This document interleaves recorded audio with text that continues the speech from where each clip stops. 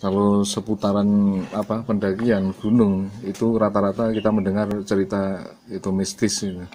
Mungkin di Merapi atau Merbabu itu juga ada cerita seperti itu. Mungkin atau panjenengan pernah mengalami sendiri. Ya, hampir setiap gunung itu memang ada mistis, Ada cerita tapi mistisnya. ceritanya mungkin berbeda-beda.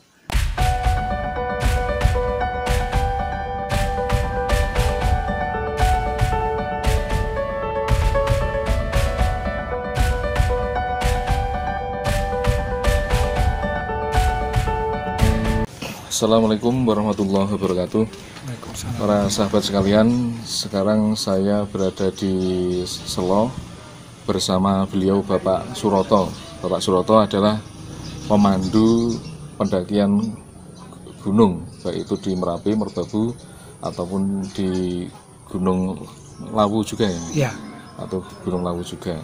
Nah, nanti kita akan tanya-tanya sama beliau tentang kisah perjalanan ataupun suka dukanya menjadi seorang pemandu pendakian gunung. Perjalanan panjenengan menjadi seorang pemandu itu dimulai kapan nih? oh ya, saya menjadi seorang pemandu, saya mulai dari tahun 96. Ya, dari 96 sudah banyak melewati beberapa masa. Pada waktu itu mungkin masalah perjalanan ekonomi juga lain dengan Itu ya, sekarang. sebelum krisis moneter Iya. 96. Mungkin saat itu untuk masalah fee saat itu mungkin dibanding dengan sekarang sungguh jauh berbeda. Saat itu antara tahun 90-an itu kami menerima fee dari tamu asing atau dari agen itu baru sekitar 5.000. Saya pernah mengalami itu. Oh, 5.000. Kalau dulu 5.000 juga sudah banyak atau? Iya, ya. Kalau saat itu 5.000 mungkin sekarang sudah Sekarang 5 juta. 500.000 mungkin. Ya. Ini selain beliau menjadi pemandu pendakian gunung, wisatawan lokal juga sering beliau memandu wisatawan asing. Mungkin ada perbedaan antara pendaki lokal dengan pendaki mancanegara, baik dalam pelayanan ataupun keramah taman mereka. Ya, tentu saja itu ada. Dari segi pendaki lokal sendiri, kalau istilahnya dibandingkan dengan tamu asing, itu memang ada perbedaan. Pertama, kalau pendaki lokal itu kebanyakan itu kurang sportif atau kurang bisa memanage waktu. Jadi kalau orang lokal mungkin perjalanan normal itu bisa kita tempuh 4 jam sampai 6 jam, tapi kalau orang lokal mungkin itu bisa lebih dari 6 jam, mungkin malah 1 hari baru sampai lagi. Oh, itu untuk mendaki Gunung Merapi perjalanan kira-kira 4 sampai 6 jam. Ya, kalau untuk Merapi normal itu 4 jam bisa sampai. Oh, sampai. Ya, untuk turunnya untuk Merapi naiknya 4 jam, untuk turun normal itu 3 jam. Oh, 3 jam. Lebih cepat turunnya. Iya. Kalau di Merbabu jarak tempuhnya? Kalau Merbabu itu untuk naiknya itu kita memerlukan waktu sekitar 5 sampai 6 jam. Oh, lebih panjang. Ya, lebih panjang, lebih jauh. Walaupun sebenarnya untuk jalurnya sedikit lebih mudah, tapi lebih jauh. Jadi naiknya kita perlu waktu sekitar 5 sampai 6 jam, turunnya kalau normal ya 4 jam bisa sampai. Berarti kalau jangan menerima pendaki dari lokal, pendaki mancanegara, jangan merasa enjoy yang mana, senang yang mana? Kalau itu saya lebih enjoy sama yang asing. Yang asing? Iya. Kalau yang asing itu mereka benar-benar sportif. Mereka benar-benar menghargai waktu. Jadi kalau orang asing itu memang waktunya sudah terjadwal. Jadi kalau jam sekian harus sampai di rumah, ya waktu itu juga kita pasti bisa sampai waktunya. Rata-rata mereka nginap di puncak atau kembali langsung turun? Kalau untuk pendaki sebenarnya juga macam-macam. Ada juga yang camping di atas, ada juga yang sifatnya pendakian tektok.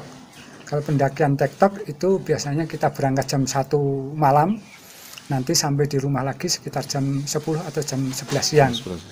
Tapi kalau yang camping itu kita berangkat dari rumah jam 1 atau jam 2 siang, nanti sampai di camp itu di Sabana 1 itu sekitar jam 4 atau setengah 5 sore. Kita bisa membuat tenda di sana, kita makan malam di sana, baru pagi harinya sekitar jam 3 pagi kita naik ke puncak untuk melihat matahari terbit. Ya. Kalau seputaran pendakian gunung itu rata-rata kita mendengar cerita itu mistis gitu.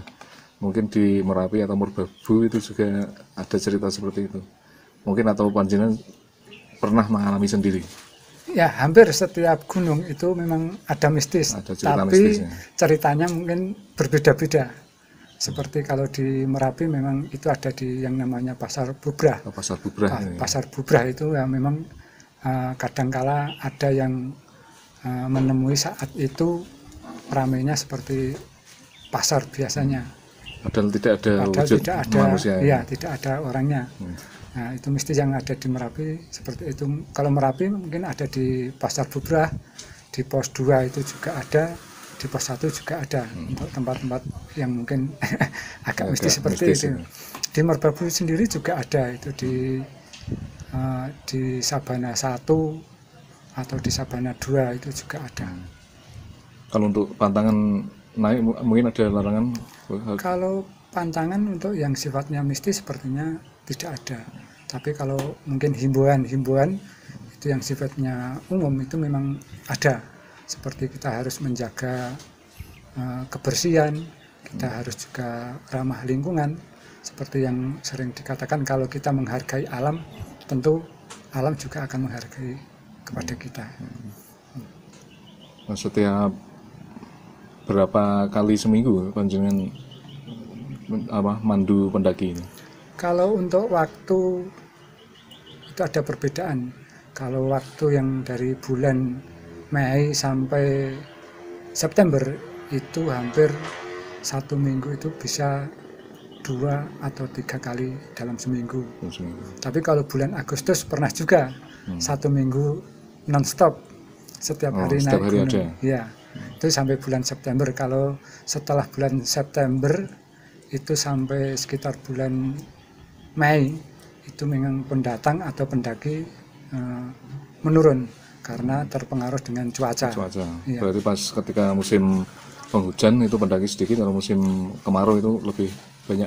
Ya, kebetulan itu kalau musim kemarau itu kebetulan kebersamaan dengan adanya libur anak sekolah. Kalau bulan Juli sampai September itu ada hari libur orang Eropa.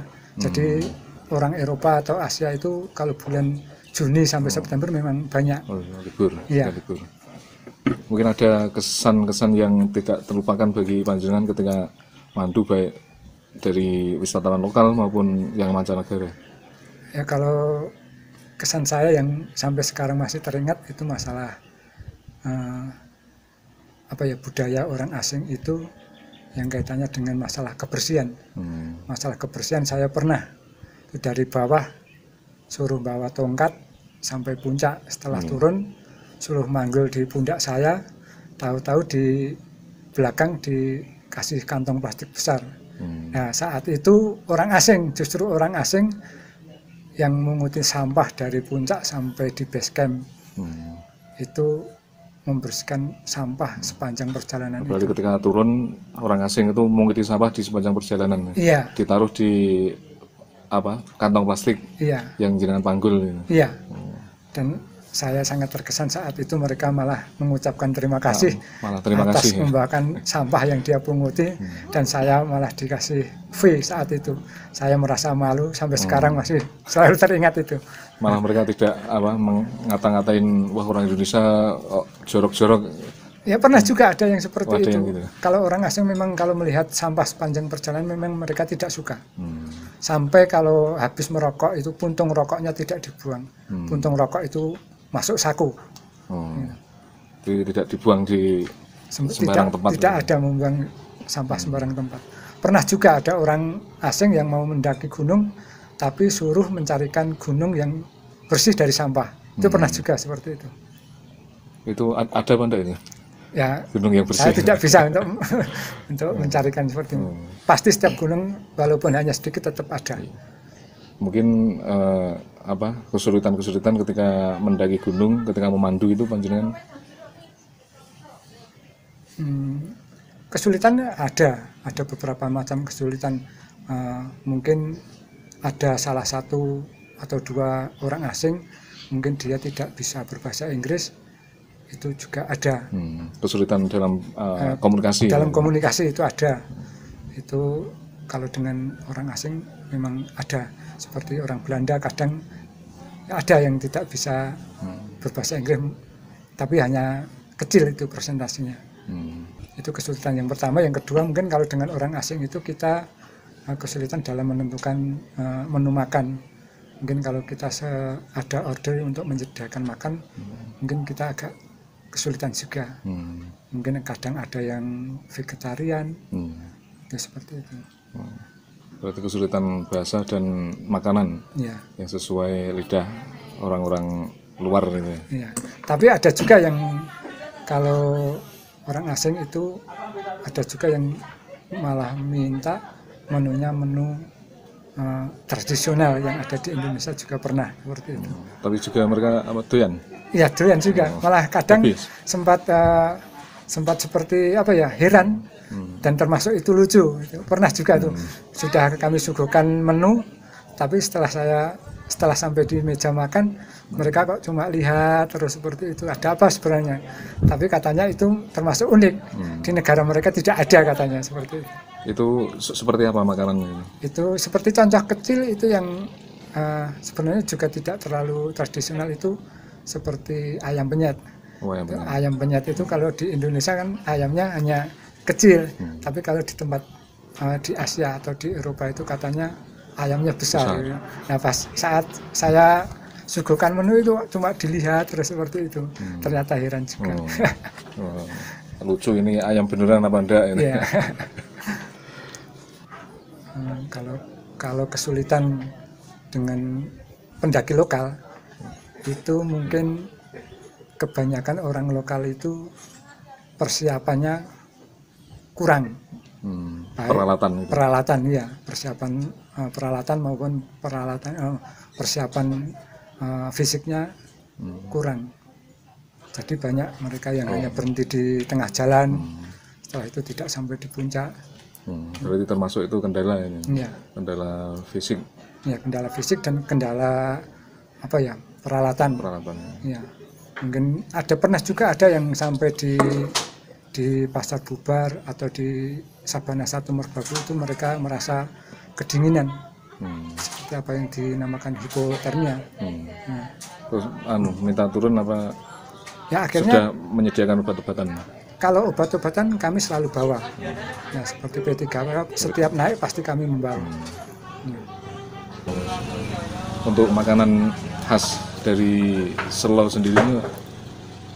Untuk makanan khas Selo sendiri juga ada, itu seperti jadah bakar sama tempe bacem sama ragi. Nah, itu dari dulu memang kalau orang yang datang dari perkotaan itu yang pertama dicari jadah. Itu jadah bakar. Jadah harus dimakan sama apa? Ragi itu? Iya, ragi sama tempe bacem yang terkenal itu. Ya. Tempe bacem, tempenya yang kacangnya besar-besar itu? Iya, sedikit ada rasa manisnya itu. Ada juga satu lagi yang itu makanan khas Selo itu yang jarang sekali ditemui dari pendatang dari perkotaan itu, bobor adas. Oh iya, bobor adas itu daun adas. Iya, kalau di perkotaan kan mereka biasa hanya untuk buat gudangan. Iya, tapi kalau di Selo itu yang namanya bobor adas itu memang banyak yang suka. Itu yang saya belum doyan itu. Ketika ada pertemuan terus ada sayur adasnya. Biasanya ya gudangan itu. Iya, Kalau gudangan. Tapi saya belum pernah nyoba. ya mungkin lain kali bisa. Belum terbiasa mungkin. Iya. Belum terbiasa. Buat teman-teman atau sahabat-sahabat pencinta alam atau pendaki dimanapun, saya sangat berharap untuk sebelum melakukan pendakian harus mempersiapkan diri, baik fisik maupun peralatan, sehingga tidak akan menimbulkan kesulitan selama perjalanan pendakian. Terus di sini sendiri menyediakan alat? Kalau di Penyewaan setiap alat. base camp sebenarnya ada, tapi kita harus menyewa. Ya, seperti tenda, sepatu, pokoknya alat camping komplit sebenarnya ada, tapi kita harus menyewa. Ya, kita juga harus menghargai yang namanya alam. Kita menghargai alam, tidak harus kita berbuat yang aneh-aneh. Kita bisa menjaga kebersihan lingkungan atau alam. Kita tidak boleh merusak tanaman di sekitar atau selama perjalanan pendakian itu sendiri. Ya, mungkin bagi teman-teman kalau ingin mendaki di wilayah Gunung Merapi ataupun Merbabu bisa menghubungi Bapak Suroto dan kawan-kawan di mana, Pak? Di base camp kami ada di base camp khusus pemandu pendakian gunung ada. Nopo stand itu mungkin ada di dekat rumah saya itu ada.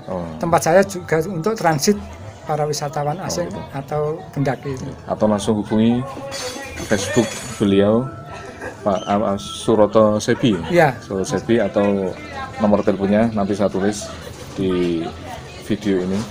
Ketika mau mendaki butuh pemandu silahkan bisa menghubungi beliau. Ya, saya kira cukup itu saja yang bisa kita sharing. Mungkin lain-lain Pak Suroto ada pesan? Ya, terima kasih sekali atas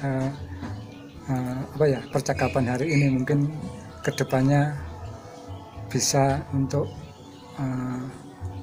istilahnya mengenal tentang teman-teman kami sebagai pemandu. Teman kami juga banyak dan teman kami juga bermacam-macam. Ada yang sudah punya lisensi, ada juga yang belum. Tapi untuk pemanduan lokal saya kira kami semua siap dan kami sudah berpengalaman sejak dari ada yang dari tahun 8 bulan, sekarang masih aktif juga ada. Iya. Mereka itu kalau satu pemandu biasanya mandu berapa pendaki? Oh ya, kalau untuk orang asing, kami memang dari program organisasi pemandu, kita programkan satu pemandu maksimal membawa 3 orang. Maksimal 3 orang, ya. Satu pemandu. Ya, itu untuk menyikapi segala kemungkinan yang terjadi. Kalau lebih dari 3 orang, biasanya kita sering ada sedikit permasalahan, terutama yang namanya kita pergi ke melakukan pendakian itu di alam, tidak seperti di kota. Jadi kita harus benar-benar memperhatikan tentang pelayanan dan keselamatan mereka. Soalnya kondisi fisik seseorang itu beda-beda. Iya. Ada yang fisiknya kuat, ada yang tidak begitu kuat. Ya, ada yang berjalan lambat, ada yang cepat. Makanya kami buat program seperti itu. Tapi akhir-akhir ini dari teman-teman kita programkan untuk satu pemandu itu kita buat maksimal 2 orang. Jadi pelayanannya juga lebih bagus dan juga lebih memperhatikan keselamatannya bisa lebih bagus juga. Ya. Ya, mungkin itu saja yang bisa kita sampaikan. Semoga pertemuan kita ini bisa membawa manfaat untuk Anda semua, khususnya untuk pecinta alam, untuk pendaki gunung. Ya, kurang lebihnya mohon maaf. Wassalamualaikum warahmatullahi wabarakatuh.